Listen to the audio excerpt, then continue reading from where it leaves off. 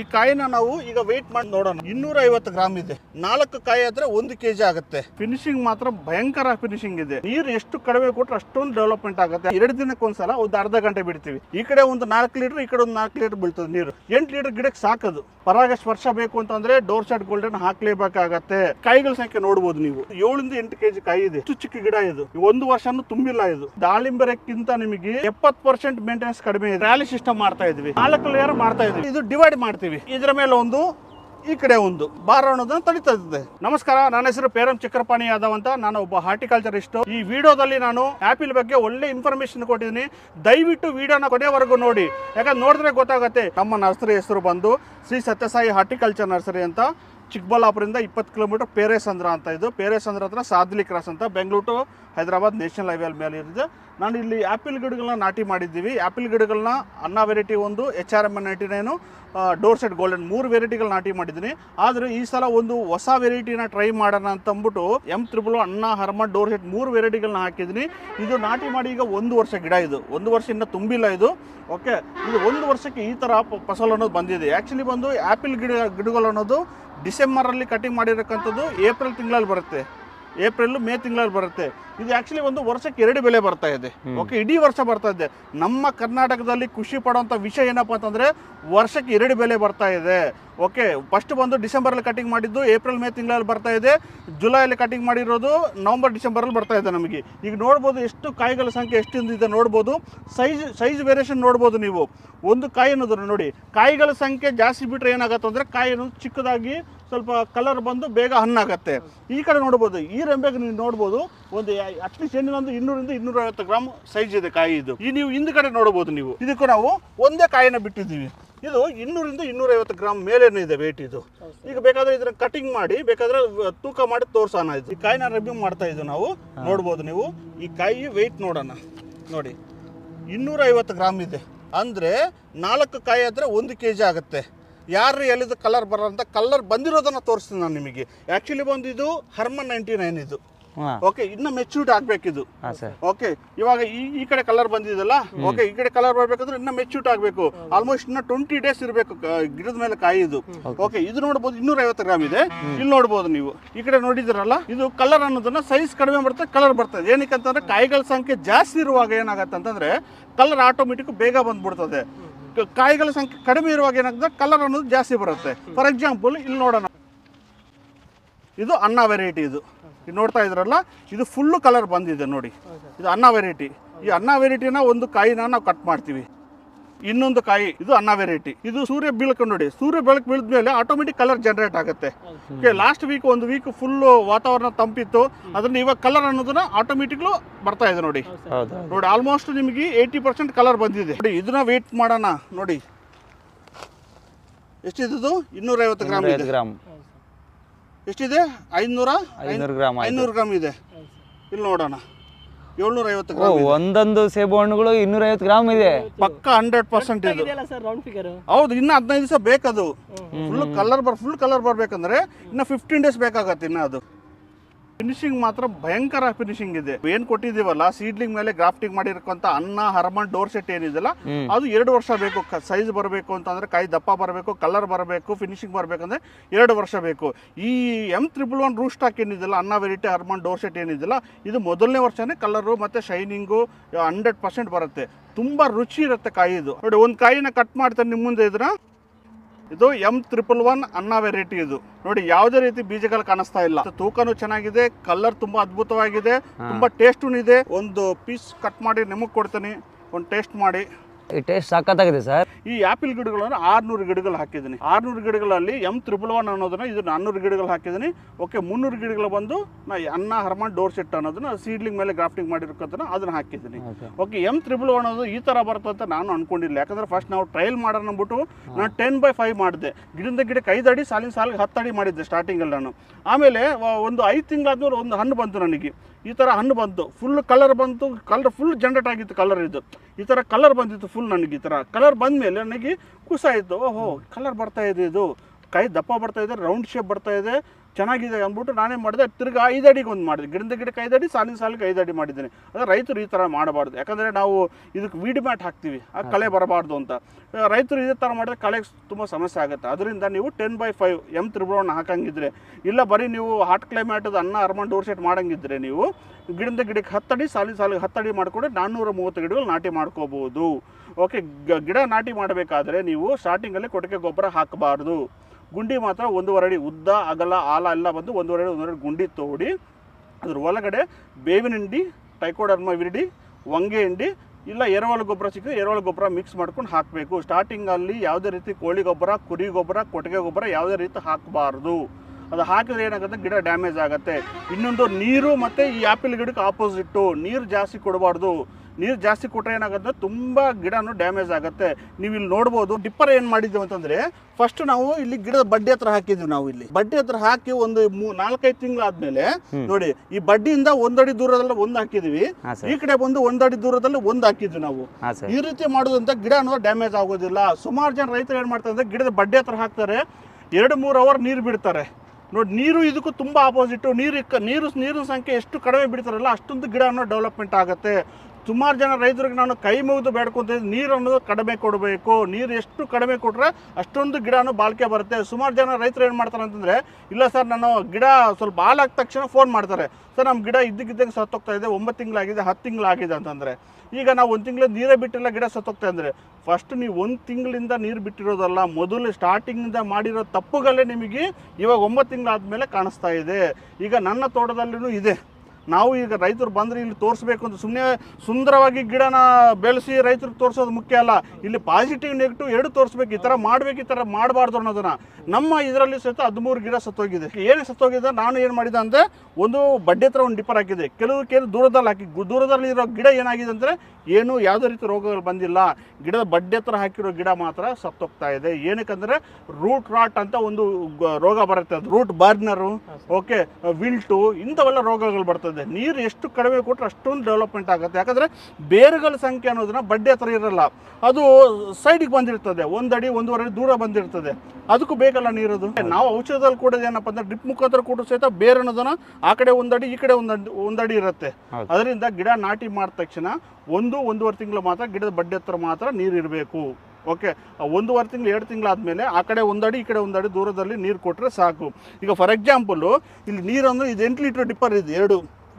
Okay, ನಾವೇನು ಮಾಡ್ತೀವಿ ಇವಾಗ 2 ದಿನಕ್ಕೊಂದ್ಸಲ ಒಂದು ಅರ್ಧ ಗಂಟೆ ಬಿಡ್ತೀವಿ. ಅರ್ಧ ಗಂಟೆ ಅಂತಂದರೆ ಈ ಕಡೆ ಒಂದು 4 ಲೀಟ್ರ್, ಈ ಕಡೆ ಒಂದು 4 ಲೀಟ್ರ್ ಬೀಳ್ತದೆ ನೀರು. 8 ಲೀಟ್ರ್ ಗಿಡಕ್ಕೆ ಸಾಕದು. ಅದಕ್ಕಿಂತ ಜಾಸ್ತಿ ಕೊಡಬಾರ್ದು ಆ್ಯಪಲ್ ಗಿಡಕ್ಕೆ. ಸುಮಾರು ಜನ ಅದೇ ತಪ್ಪಲ್ಲ ಮಾಡಿದ್ರು, ಸುಮಾರು ಎಕರೆ ಕಟ್ಲೆ ಮಾಡಿದ್ದಾರೆ ಕರ್ನಾಟಕದಲ್ಲಿ. ಆದ್ರೂ ಮಾಹಿತಿ ಇಲ್ಲ ಪಾಪ ಯಾರಿಗೆ. ಇನ್ನೊಂದೇನಪ್ಪ ಅಂದ್ರೆ, ಸುಮಾರು ಜನ ಬರೀ ಹರ್ಮನೈಟಿನ್ ಇಂಥವೆಲ್ಲ ತಗೊಂಡ್ಬಂದು ಹಾಕಿದ್ದಾರೆ. ಅದು ಪಾಲಿನೇಷನ್ಗೆ ಪರಾಗಸ್ಪರ್ಶ ಬೇಕು ಅಂತಂದ್ರೆ ಡೋರ್ ಸೆಟ್ ಗೋಲ್ಡನ್ ಹಾಕ್ಲೇಬೇಕಾಗತ್ತೆ. ಪರಾಗಸ್ಪರ್ಶ ಇಲ್ಲ ಅಂತ ಅಂದ್ರೆ, ಇದು ಪಾಲಿನೇಷನ್ ಇಲ್ಲ ಅಂತಂದ್ರೆ ಕಾಯಿಗಳ ಸಂಖ್ಯೆ ಕಡಿಮೆ ಬಿಡ್ತದೆ. ಪಾಲಿನೇಷನ್ ಪರಾಗಸ್ಪರ್ಶ ಇದ್ದರೆ ಕಾಯಿಗಳ ಸಂಖ್ಯೆ ಜಾಸ್ತಿ ಬಿಡ್ತದೆ. ನೀವು ನೋಡ್ತಾ ಇರ್ಬೋದು ಎಷ್ಟೊಂದು ಕಾಯಿಗಳ ಸಂಖ್ಯೆ ಬಿಟ್ಟಿದೆ ಅಂತಂದರೆ, ಕಾರಣ ಬಂದು ಡೋರ್ ಸೆಟ್ ಗೋಲ್ಡನ್ ಅಂತ. ಆ ಗಿಡನ ನಿಮಗೆ ತೋರಿಸ್ತೀನಿ. ಈಗ ನೋಡ್ಬೋದು ನೀವು, ಒಂದು ಕಾಯಿನ ನಾನು ತೆಗೆದಿದ್ದೀನಿ.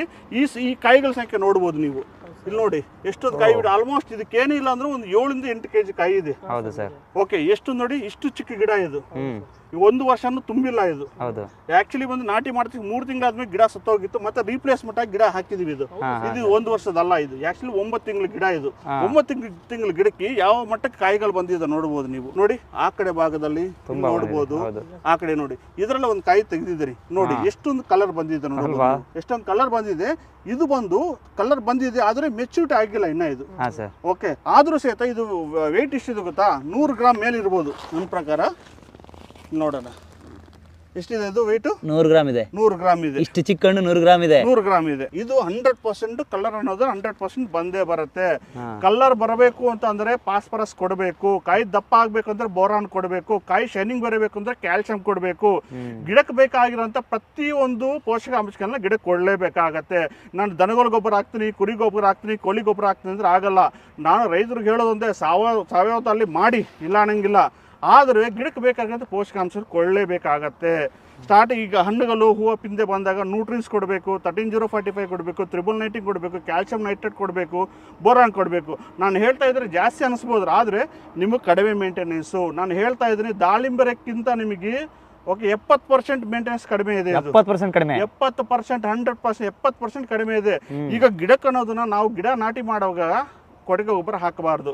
3 ತಿಂಗಳಾದ್ಮೇಲೆ ಒಂದು ಶೆಡ್ಯೂಲ್ ಇದೆ. ನಾನು ರೈತರಿಗೆ ಶೆಡ್ಯೂಲ್ ಪ್ರಕಾರ ಮುಂದಕ್ಕೆ ಹೋಗ್ತಾ ಇರ್ತೀವಿ ನಾವು. ಓಕೆ, ರೈತರಿಗೆ ಶೆಡ್ಯೂಲ್ ಹೇಳ್ತಾ ಇರ್ತೀನಿ ಯಾವ ಗೊಬ್ಬರದಲ್ಲಿ ಏನೇನು ಮಿಕ್ಸ್ ಮಾಡ್ಕೋಬೇಕು ಅಂತ.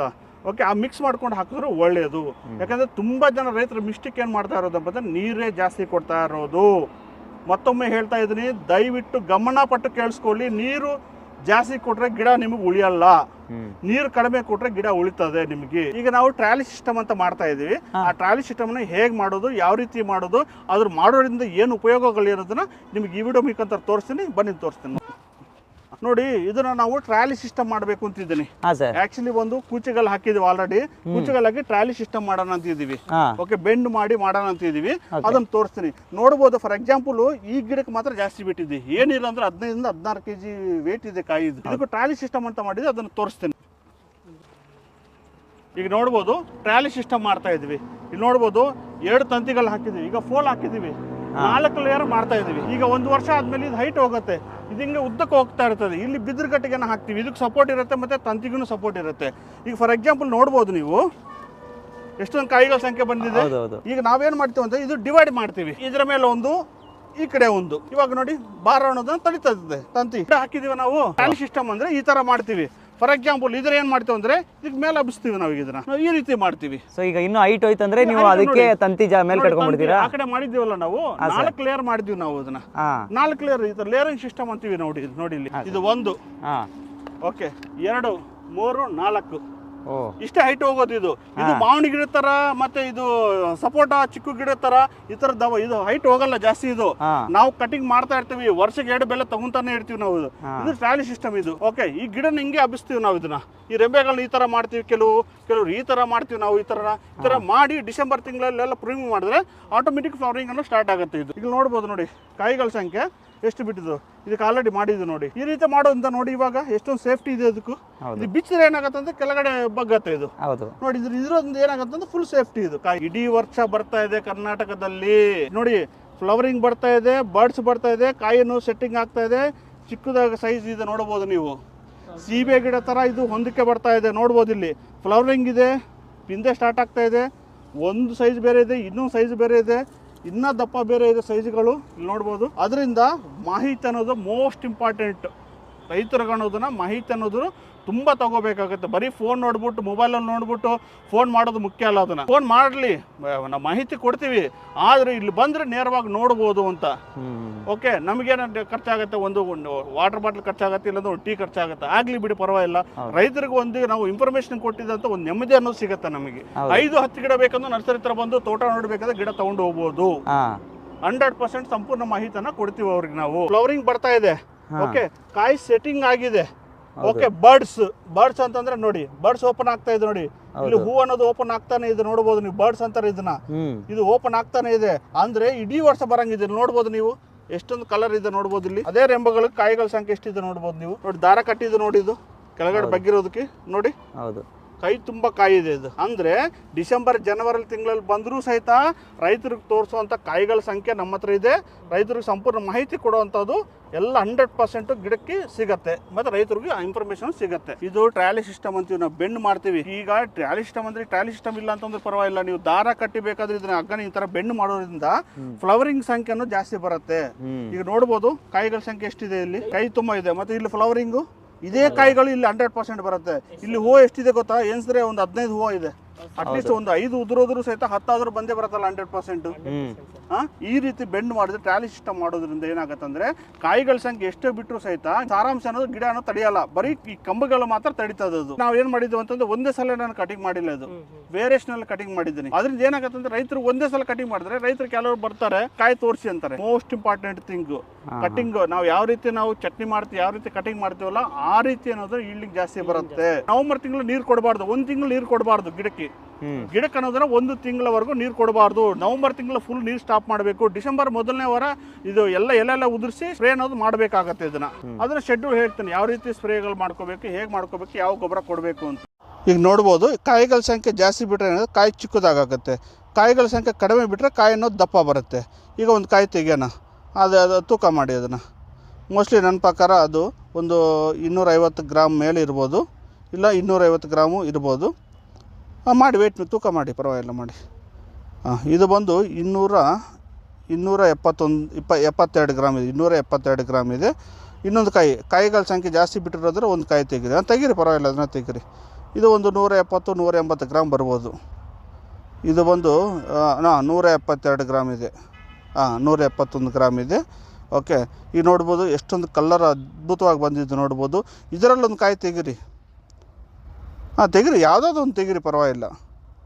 ತೆಗೀರಿ. ಇದಕ್ಕೂ ತುಂಬ ಬಿಟ್ಟಿತ್ತು ಕಾಯಿ. ಇದು ಆಲ್ಮೋಸ್ಟು ಸುಮಾರು ಜನ ಬರ್ತಾ ಇರ್ತಾರಲ್ಲ, ಆಲ್ಮೋಸ್ಟ್ ಇದರಲ್ಲೇ ಒಂದು 10 ಕಾಯಿನ ಕಂಪ್ಲೀಟ್ ಮಾಡಿದ್ದಾರೆ. ತೊಗೊಳ್ಳಿ, ಒಂದು ಕಾಯಿ ತೊಗೊಳ್ಳಿ, ಪರವಾಗಿಲ್ಲ, ತೊಗೊಳ್ಳಿ. ಒಂದು ಕಟ್ ಮಾಡಿ, ಪರವಾಗಿಲ್ಲ. ತೆಗೀರಿ, ಒಂದು ಕಾಯಿ ತೆಗೀರಿ. ತೂಕ ಮಾಡಿ, ಪರವಾಗಿಲ್ಲ. ಇದೆಷ್ಟಿದೆ? ಇದು ಬಂದು ನಿಮಗೆ 162 ಗ್ರಾಮ್ ಇದೆ, 162 ಗ್ರಾಮ್ ಇದೆ. ಇನ್ನು ಡೋರ್ ಸೆಟ್ ಒಂದು ಗೋಲ್ಡನ್ ತೊಗೊಳ್ಳಿ, ತೊಗೊಂಬಪ್ಪದು. ಓಕೆ, ಈ ಡೋರ್ ಸೆಟ್ ಗೋಲ್ಡನ್ ಬಂದು 173 ಗ್ರಾಮ್ ಇದೆ ಇದು.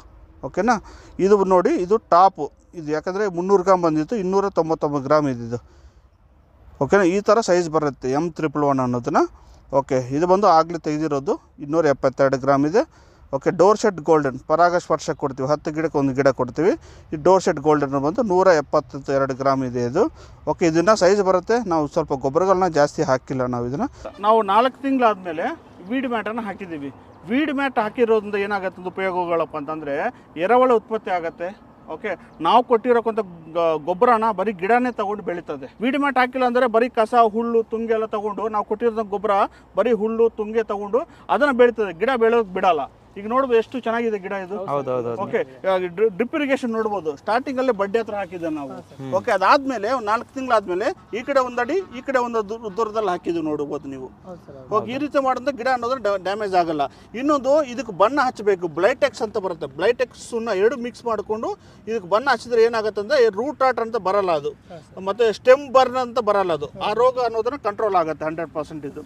ಇದು ಇದು ನೋಡ್ಬೋದು. ಇದು ಈ ಗಿಡದ ಗಿಡಕ್ಕೆ 5 ಅಡಿ, ಸಾಲಿನ ಸಾಲಿಗೆ 10 ಅಡಿ ಮಾಡಿರೋದು. ಇದು ಸ್ಟಾರ್ಟಿಂಗ್ ಅಲ್ಲಿ ಈ ರೀತಿ ಮಾಡಿದ್ದೀವಿ ನಾವು. ವೀಡ್ ಮ್ಯಾಟ್ ಅನ್ನೋದು ಇದು 100 GSM ಬರುತ್ತೆ. ಒಂದು ಸಲ ಹಾಕಿದ್ರೆ ನಾವು 7 ವರ್ಷ ಬಾಳಿಕೆ ಬರುತ್ತೆ 100%. ಇದು 100 GSM ಬರುತ್ತೆ ನಿಮಗಿದು. ಓಕೆ, 7 ವರ್ಷ ಬಾಳಿಕೆ ಬರುತ್ತೆ. ಇದು 4 ಅಡಿ ಅಗ್ಲಾರದು ಸಿಗುತ್ತೆ, 3 ಅಡಿ ಸಿಗುತ್ತೆ, 5 ಅಡಿದೂ ಸಿಗುತ್ತೆ. ಕೆಲವು ರೈತರು ನಮ್ಗೆ ತಂದು ಕೊಡಿ ಅಂತ ಹೇಳ್ತಾರೆ. ನಾವೀಗ ರೈತರುಗಳನ್ನ ತಂದು ಕೊಡ್ತಾ ಇದ್ದೀವಿ ಅದನ್ನು. ಇನ್ ಕೇಸ್ ನಿಮಗೆ ತೋಟ ಫುಲ್ ಹಾಕಬೇಕು ಅಂತಂದ್ರೆ ಇದು 1.5 ಲಕ್ಷ ಖರ್ಚು ಬರ್ತದೆ.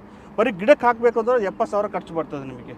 ಓಕೆ, ಬರೀ ಗಿಡಕ್ಕೆ ಹಾಕಬೇಕು ಅಂದ್ರೆ 20 ಬಂಡಲ್ ಬೇಕಾಗುತ್ತೆ ನಿಮಗೆ. ಫುಲ್ಲು ಇಡೀ ತೋಟಕ್ಕೆ ಹಾಕಬೇಕು ಅಂದ್ರೆ 40 ಬಂಡಲ್ ಬೇಕಾಗುತ್ತೆ 1 ಎಕರೆಗೆ. ಹೌದು, ನಾವು ಈಗ ನಮ್ದು ಮದರ್ ಪ್ಲಾಂಟ್ ಇದೆ, ಜಪನೀಸ್ ಇದೆ, ತೈವಾನು ಎಲ್ಲ ಇದೆಲ್ಲ, ಅದಕ್ಕೆಲ್ಲ ಫುಲ್ ಹಾಕಿದ್ವಿ ನಾವು. ಇದು ಅನ್ನ ಹಾರ್ಮನ್ ಡೋರ್ ಸೆಟ್. ಇದು ಈಗ ಡೋರ್ ಸೆಟ್ ಅಂತ ತೋರಿಸಿದ್ರೆ ಇದೇ ಡೋರ್ ಸೆಟ್ ನೋಡಿ. ಡೋರ್ ಸೆಟ್ ಅನ್ನೋದು ಇದು ರೌಂಡ್ ಶೇಪ್ ಬರುತ್ತೆ ಕಾಯಿ ಇದು.